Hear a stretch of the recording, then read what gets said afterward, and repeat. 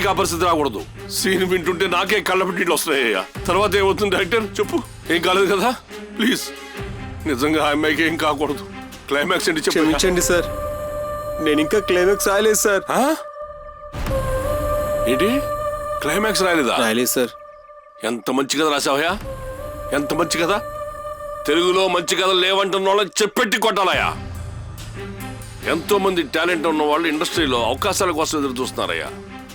ఎంత ఆశ ఉన్నా అవకాశాలు దొరక వెనక్కిపోతున్నారయ్యా. మనిషి వేసుకున్న సూటు బూటు వాచే ఉంగరాలకు ఇచ్చే విలువ మనిషిలోని టాలెంట్కి ఇవ్వట్లేదయ్యా ఇక్కడ జనం.